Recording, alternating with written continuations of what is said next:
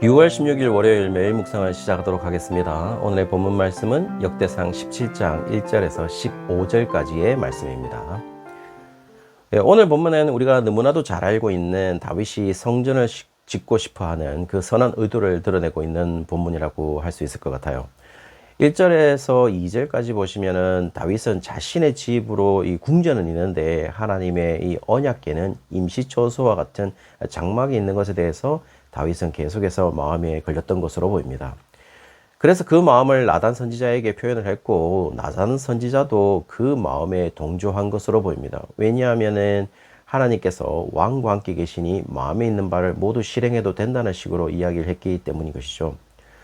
그러나 그날 밤에 하나님이 나단 선지자에게 나타나셔서 다윗에게 전할 것이 있다라고 얘기하시면서 그것은 너는 내가 거할 집을 건축하지 말라라는 지셨습니다. 그렇게 전하기를 원하면서 부연 설명을 하시는데요.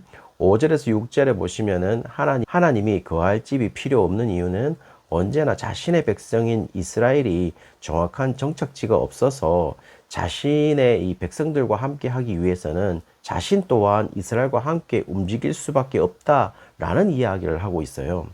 그리고 9절에서는 하나님은 자신의 백성인 이 이스라엘이 한 곳을 정하여 다시는 떠돌아다니지 않고 머물러 살게 할 것을 이야기를 합니다. 마치 성전이 있어야 한다면 먼저 자신의 백성이 옮겨 다니지 않는 삶을 살아야 한다라는 것을 이야기하고 있죠.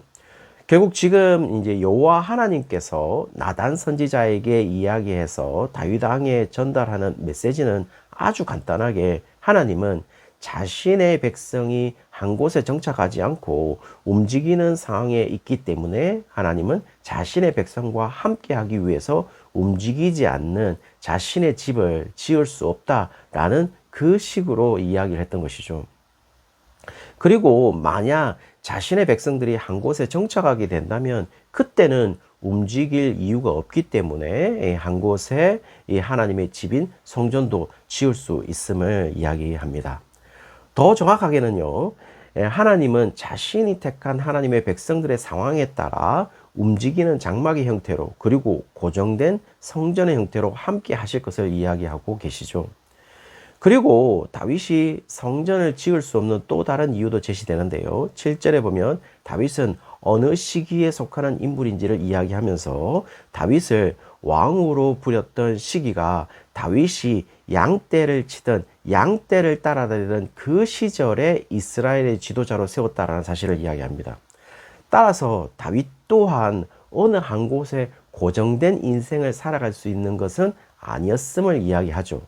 사실상 다윗 왕을 보시면은 예루살렘으로 전 이스라엘의 왕이 되었던 시기를 제외하고는 다윗의 삶은 어느 장소에 고정된 삶이 아니라 늘 움직였던 삶을 살았음을 이야기합니다. 그리고 그 움직이는 시대에 속한 다윗이기에 하나님은 8절에 항상 다윗 너와 함께 있어서 다윗을 위해 다윗의 원수들과 싸웠다라는 사실을 이야기하고 계시죠.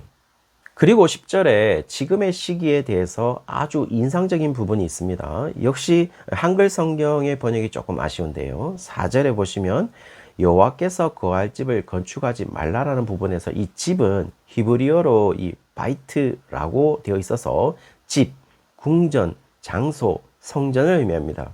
그런데 10절에 여호와가 너를 위하여 한 왕조를 세울지라 라는 부분에서 한글 성경에서는 왕조라는 글로 표현되어 있지만 히브리어로는 바이트라고 해서 4절의 집과 같은 단어입니다. 따라서 직역을 하면은 10절 마지막 부분은 여호와가 너를 위하여 한 집을 세울 것이다 라고 번역이 되는 것이죠. 따라서 여호와가 이야기하시는 부분은 다윗이라고 지금 성전 건축을 불허하는 것이 아니라 지금은 하나님이 다윗의 집을 건축할 시간임을 이야기하고 있는 것이죠. 그렇다면요, 다윗의 집은 무엇을 의미할까요? 지금 한글 성경이 번역한 것과 똑같습니다. 이 집이라고 하는 것의 의미는 바로 다윗 왕조를 의미하는 것으로 보이는 것이죠. 그리고 여호와께서 그 왕조와 함께 거할 것임을 이야기하고 계시는 것이죠. 따라서 지금 여호와께서 다윗의 시기는 움직이는 시대를 살고 있어서 다윗이 움직일 때마다 함께 하시기 위해서 다윗의 성전 건축을 반대하는 것임을 이야기하고 있는 것입니다. 그리고 만약 지금 여호와께서 하나님이 고정된 형식으로 존재하는 것이라면은 여호와께서 고정적으로 함께 하시는 장소는 바로 다윗의 왕조라는 사실을 이야기하고 싶으신 거죠. 다윗의 왕조와 함께 할 것이고 12절에 다윗의 아들이 하나님을 위하여 고정된 장소에 이 성전을 지을 것임을 이야기하고 있습니다. 그러므로 지금 여호와께서는 다윗의 성전 건축을 반대하는 것이 아니라 다윗 왕조가 성전 건축을 할 것임을 이야기하고 있기 때문에 엄격하게 다윗의 성전 건축을 반대하는 것이 아닙니다. 단지 시간의 문제인 것이었고 하나님의 성전이 건축이 되려면 하나님은 먼저 다윗의 집을 건축하기 원했다라는 것입니다. 다윗의 집이 견고하게 되지 않는다면 솔로몬도 나올 수 없고 성전도 없음을 이야기하고 있는 것이죠. 더 깊은 의미는요, 예수님도 기대할 수가 없는 것이죠. 왜냐하면 다윗의 후손으로 오시니까요. 따라서 지금 집의 목적은 앞에서 밝힌 바와 같이 여호와께서 하나님의 백성과 함께 하시고자 하는 목적인 것입니다. 그렇다면 지금 여호와께서 하나님의 백성들과 함께 하시기 위해서 하나님이 먼저 집을 짓겠다라고 말씀하셨고 그 말씀은 다윗의 왕조에 대한 하나님의 언약의 말씀이었던 것이죠. 그리고 11절에 다윗을 이어 아들 중 하나를 세우고 그 나라를 견고하게 할 것을 이야기합니다.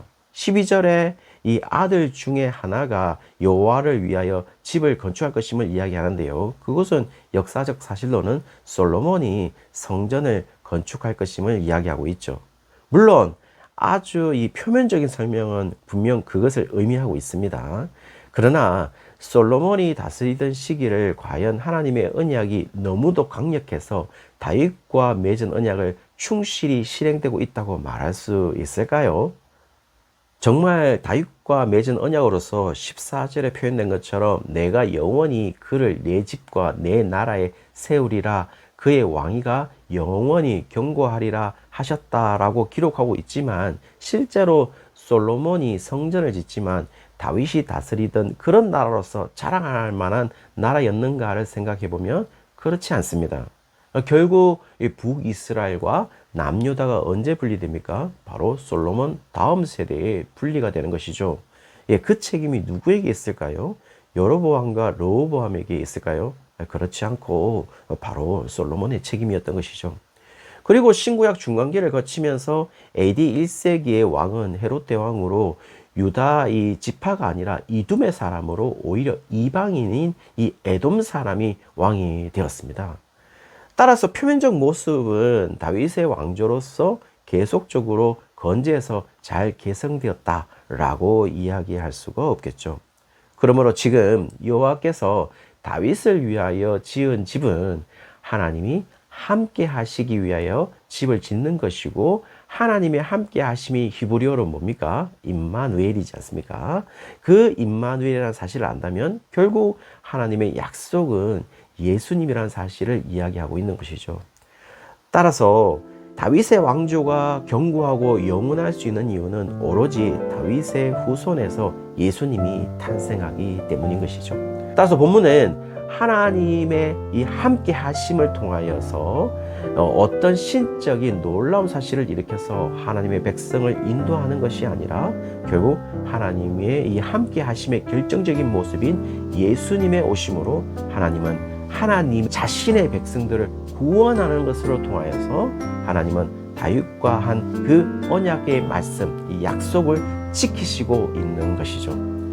그래서 예수님은 사실 그 시대의 성전을 파괴하라고 하셨고 더 이상 눈에 보이는 고정된 성전이 아니라 다시 장막의 시대 때에 하나님의 백성들이 움직이는 그곳마다 하나님이 함께 하시는 움직이는 장막의 형태로 다시 돌아왔음을 이야기해주고 있다는 것입니다.